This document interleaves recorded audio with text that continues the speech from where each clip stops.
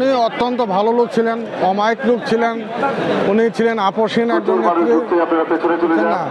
তো এখন ওনার অভাব ইনশাল্লাহ আশা করি তারেক রহমান সাহেব এটা উনি পরিপূর্ণ করতে পারবেন। হ্যাঁ, আর ওনার আকস্মিক মৃত্যু আমরা খুবই কষ্ট পেয়েছি। তারপরে এটা ওনাকে একরকম হত্যাই করা হয়েছে চিকিৎসার অভাবে।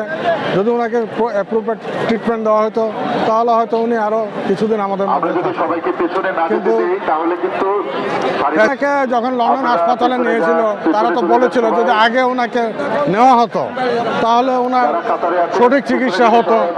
হ্যাঁ, এটা ফ্যাসিস্ট হাসিনা এই সুযোগটা ওনাকে দেয় নাই, যার জন্য ওনার সব কিছু নষ্ট করে।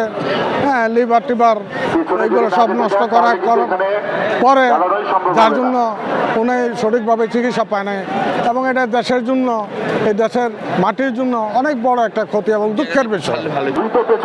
ওনার সাথে তো কারো কম্পেয়ার করা চলে না।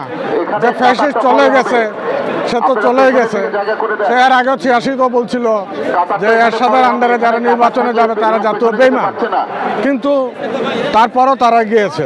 কিন্তু খালেদা জিয়া যে আপসহীনতা দেখিয়েছে, হ্যাঁ, উনি আপসহীনতার কারণে আজকে উনি এত জনপ্রিয়, এত বিশাল লোকের সমাগম।